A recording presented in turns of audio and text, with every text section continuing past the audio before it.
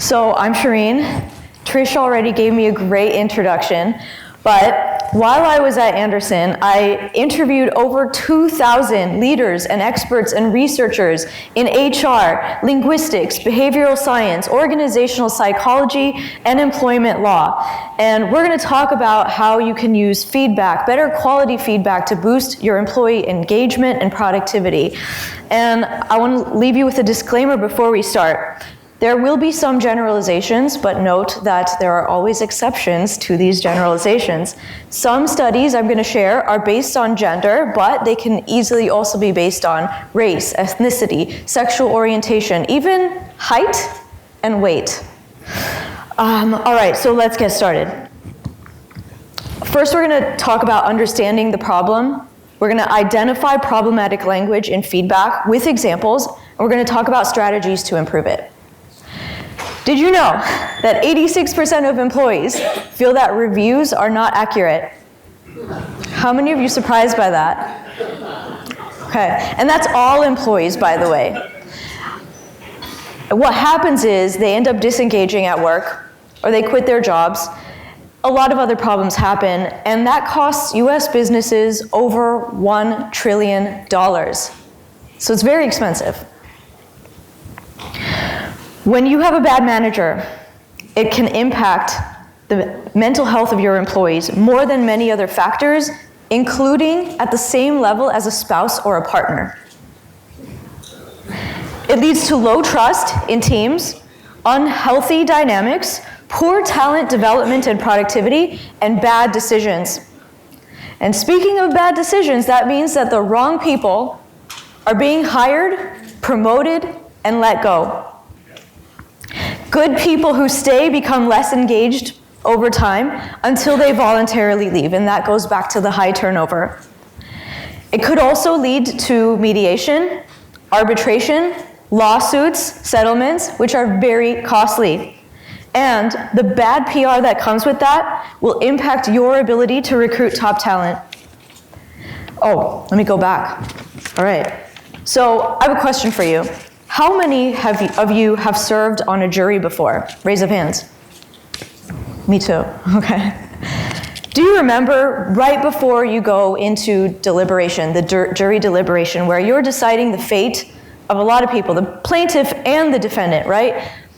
The judge spends quite an amount of time explaining to you what you're allowed to consider and what you're not allowed to consider in deliberation. Do you remember that? Okay. That's because the courts and the judge understand that we are impacted by bias and our memory is faulty. Because contrary to popular belief, our memories are not an exact recording of history. Our brain takes shortcuts, and we use stereotypes to make quick decisions and interpret situations, like when we give feedback and evaluate others at work. So, I want to share this study with you. This is a study that was done, with a piece of paper, maybe two pieces of paper. One has a scenario, they're the exact same scenario, the only difference is the first name of the people that they're describing, the first name which indicates gender. And in this study, people were asked to rate the performance of an employee who did or did not, let me see, is that one? Yeah, did not stay late to help colleagues prepare for a meeting. So in the case where both the man and the woman said, yes, I'll stay late and help my colleagues prepare for a meeting, the man was rated 14% higher than the woman. In the case where they both said, no, I can't stay late and help, the woman was rated 12% lower than the man. What that means is that a woman has to say yes 100% of the time to be at the same level as a man who never says yes. Women are expected to be helpful all the time. And if they're not a team player and they're selfish and they get rated down. It's not expected for men to always be helpful. So when they don't help, people assume, oh, he's busy doing something more important. Let's go to another one. Maybe you're more familiar with this depending on when you graduated from UCLA. This is based on a real person, Heidi Roizen. She's a successful venture capitalist in Silicon Valley. And this study basically describes her successful VC. And they have 50% with her name, Heidi, and another 50%, same description, same scenario, everything, just a different first name, Howard. And they asked people to rate Heidi and Howard on competency and on likability. And what they found was that both Heidi and Howard are highly competent, but Heidi is unlikable. Again, on paper, so exact same scenario, the only difference, the only variable is gender. Heidi was called power hungry, self-promoting, and not humble. They would not hire her, and they would not want to work with her. So, there's another study by Harvard Business Review that looked at positive and negative words that men see in performance reviews versus what women see in performance reviews. And just visually looking at that, look at there's only 2 negative words for men, and look at that long list of words for women.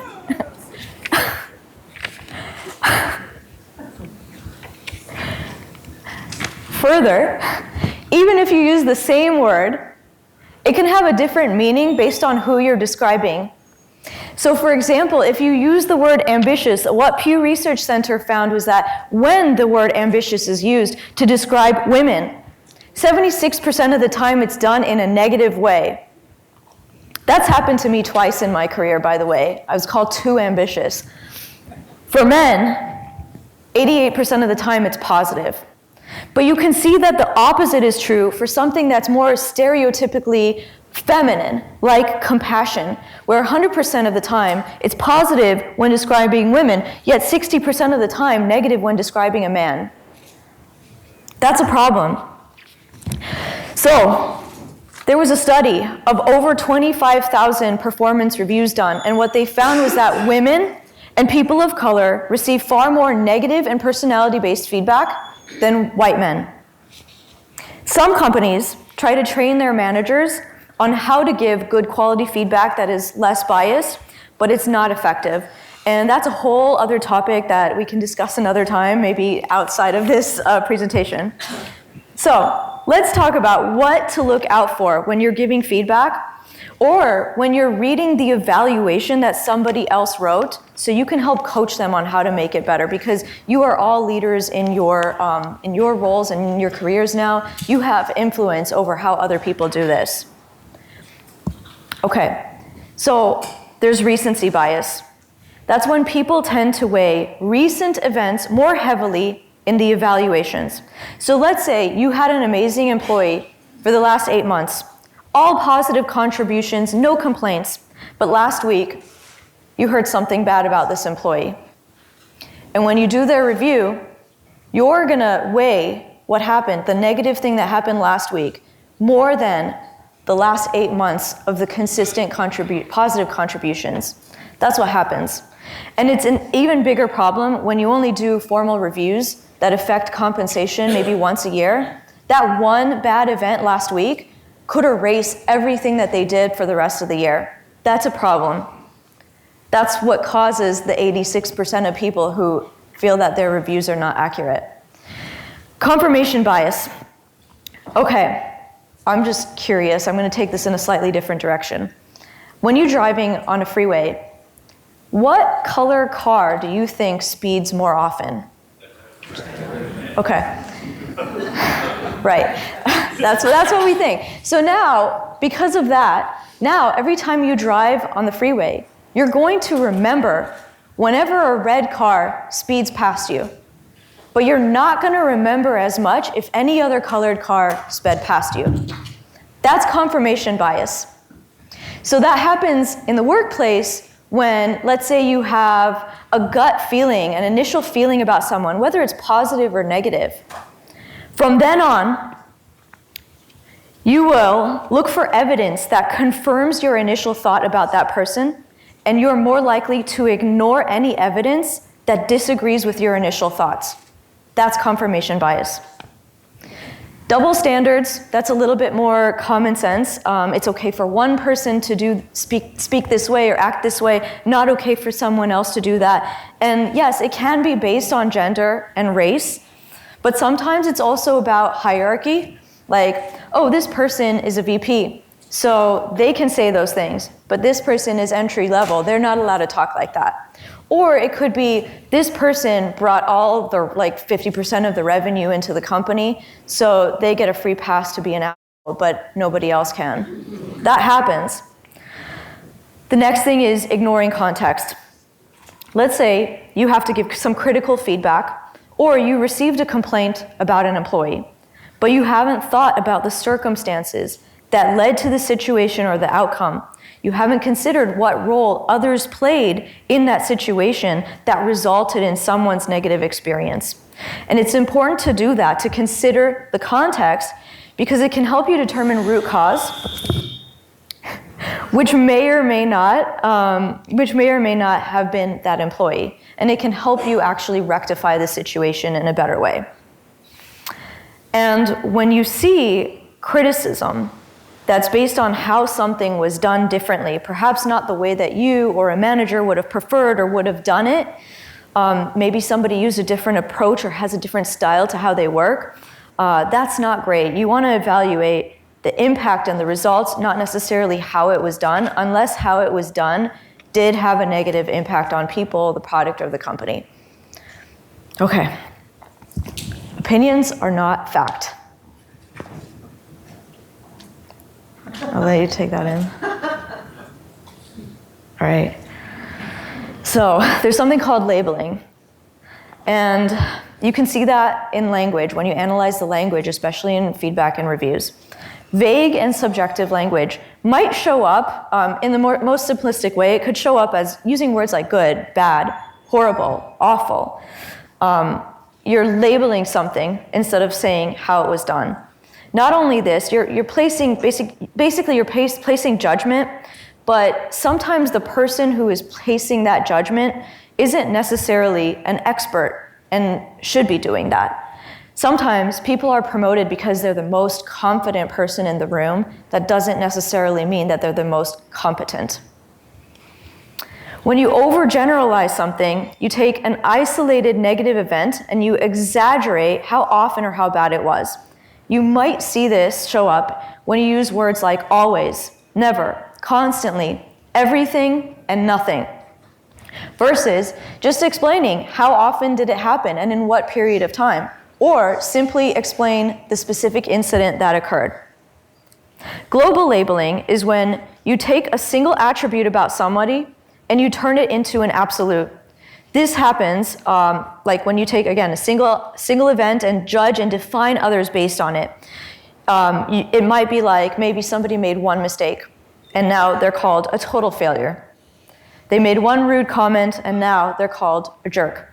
Or maybe in your relationships, your partner leaves the dishes in the sink one time. Maybe they were really busy, and now you call them, you're just so messy all the time.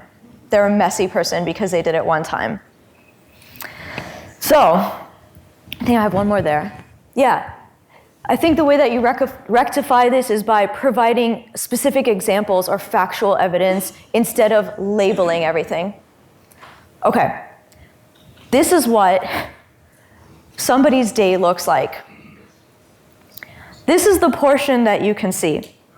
And given that we're in a remote first environment now, let's be honest, you probably see a lot less than that yellow dot, right?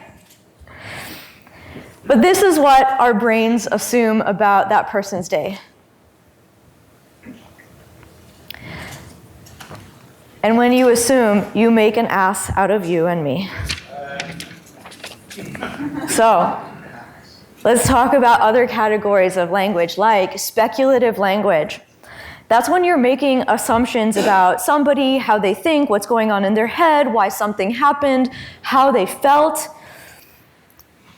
especially when there's no physical proof of what the assumption that you're making. So for example, like if you're using the word confused, How do you know somebody is confused? Can you see that in their face? Could it be something else? Does it like what you see physically, does that really mean confused, or it could mean 15 other things? Personality-based feedback versus work product. So again, it's just judging somebody about judging their personality instead of like what happened, what was the impact, what was the result. And it might just be one person's opinion. It might be the opinion of a very strong voice. It might be the opinion of not the right people. Microaggressions, maybe you're more familiar with this already. It's a comment that seems positive, but it can be condescending, and it can indicate that you're making a negative assumption about a group of people. So, for example, if you say that, oh, you're so articulate, but really what you're saying is, it's unusual for someone of your race to be intelligent. That's a microaggression. We can come back to it. And then there's cultural differences. So direct communication, for example, by some cultures is normal, respectful. But in other cultures, it can be considered aggressive or rude. So I'm going to go through just a few examples. And as we go through, I want you to identify the issues that you see and maybe just shout it out. But I'll try to speak to it just so we can keep the timer going. And I want you to think, if you saw this in somebody else's evaluation, what questions would you ask the reviewer to elaborate on? And consider that by answering those questions, you will see a huge improvement. So ask yourself, is there any factual information here, or is it just opinions? What assumptions are being made? Is this expected behavior for the role? Was that communicated to the person? And is it firsthand knowledge? So here's the first example. Feel free to shout out whatever comes to mind. What problems do you see? What questions would you ask? What? Firsthand knowledge. Yes. He said firsthand knowledge. Is it firsthand knowledge? I can do the rest, just for the sake of time. Paralyzed and confused. How do you know that was what was going on in Amanda's head? When facing tight deadlines, does that mean all of them? Some of them? It's still somewhat of an overgeneralization. It's better to just explain which decision you felt this way about. Calling her indecisive is global labeling. Again, it could be one incident and all of a sudden she's an indecisive person. Now, I want you to compare this to the next one, which is the same scenario, but for somebody else, Tom, okay? Tom seems hesitant in making decisions. So does anyone want to call out some of the differences between Tom and Amanda? Well, he's not paralyzed or confused. Right. But what does that mean? If you read that about Tom, what would you think about Tom versus Amanda? Able versus helpless. Right. So Tom sounds like he's competent. He could be trained. He could be promoted. Amanda sounds incompetent, just from the subtle differences in the language used. And it's all based on an assumption about what was going on in their head and how they felt. You don't know this. Let's go to the next one. They're too passive. They need to be more assertive. What questions would you ask the reviewer who wrote this? What were the results? Yeah? Anyone else? What are the examples, right? Okay, how do you know this? Was there something wrong with being passive? Is it expected for this person to be more assertive in that role? Was there a negative outcome from this? In what scenario? All the time or specific times? Yeah, let's see what else. Another thing to consider here. Maybe they needed time to process and to organize their thoughts before they responded in a more assertive way. Maybe they actually dealt with some of the situation in private and not in front of the manager, for the manager to see or for the colleagues to see. Here's another one. They came to work drunk. What problem do you see with this? This is real, by the way. Well, it turns out, okay, the first question is, how do you know it was alcohol? Like, describe the behavior, right? What was the observed behavior? But in this case, it turns out that this person was on new medication. They almost got in trouble because somebody accused them of coming to work drunk, but they were on new medication. So it goes to show how assumptions can really hurt people, and you should ask questions first. And here's the last example. They need to work on their executive presence. What are the issues here?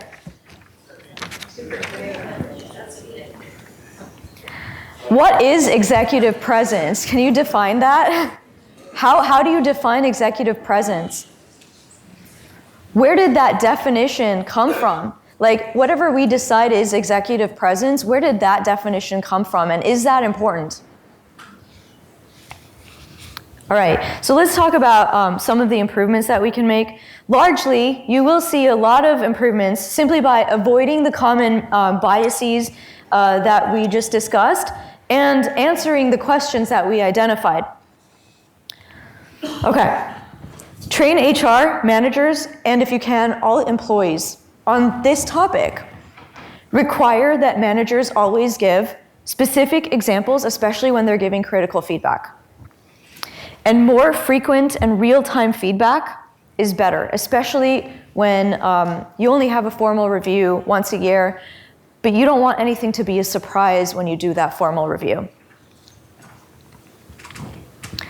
Have your HR business partners trained on this topic and have them do spot checks. Read evaluations that people write and monitor it for quality and coach people on it so they can learn to get better. And this is a big one. Written feedback versus just verbal.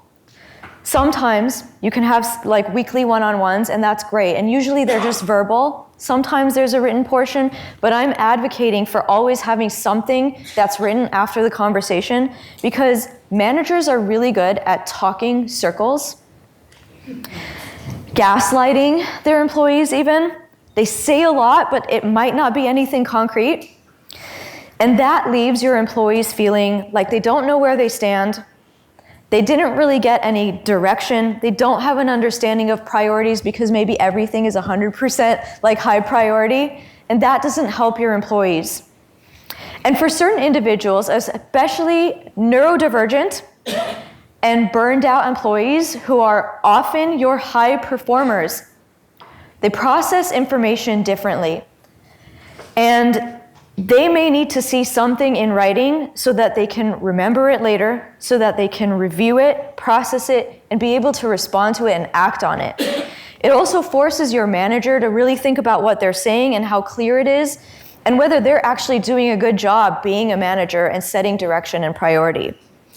And then it allows, again, your employees can take that with them to their coach or their mentor to discuss and dissect. The bonus by putting this in writing is that maybe every week you have some kind of note from what happened. And when you do that annual review at the end of the year, now you can actually use everything that you did every week to help you write the formal annual review, which is now less biased, especially recency bias, because you have notes from every weekly meeting. Okay, please allow employees to question the feedback they get without fear of punishment. Often, they're doing this because they're trying to understand and learn. Doesn't necessarily mean that they're defensive. And it is very possible that feedback they received was unclear, untrue, or biased. So give them the freedom to ask questions and clarify. Oops, sorry. Let me go back. Ask employees for feedback on their managers, so that you can actually decide which managers need better help on how to lead and how to manage. Because again, it goes back to bad managers result in most of the problems in a company. And lastly, you can use software like Upful, shameless plug. Our software coaches on all of the things that you just saw in real time, every time. So our software, Upful, coaches the managers to write more meaningful and inclusive feedback. We analyze the language, we look for that vague, speculative, subjective, basically everything we reviewed. Coaching is all non-accusatory. We assume best intent, and we use behavioral science, proven to change how people think, not just their words. So you can see for aggressive, we softly offered alternatives. Performance reviews, this is just our starting point. This type of scalable training that's in the flow of work can be used for other things like self-assessments, calibration meetings. We also have analytical insights for leaders to make better decisions, and we can alert HR when we need a human to intervene and do some manual coaching. So, if you take these steps, you can have better feedback and evaluation, and you can have better managers that improves talent, retention, and engagement. You can reduce discrimination. And if you utilize a tool like Upful, it saves you time and money because the training happens in the flow of work. It's not separate that happens and then people have an opportunity to forget. So feel free to connect with me on LinkedIn. And if you're interested in improving manager excellence, feel free to reach out and talk to me. We have the SaaS tool. We also do audits of your performance review data, and we do training workshops. Thank you. I'm Shirin.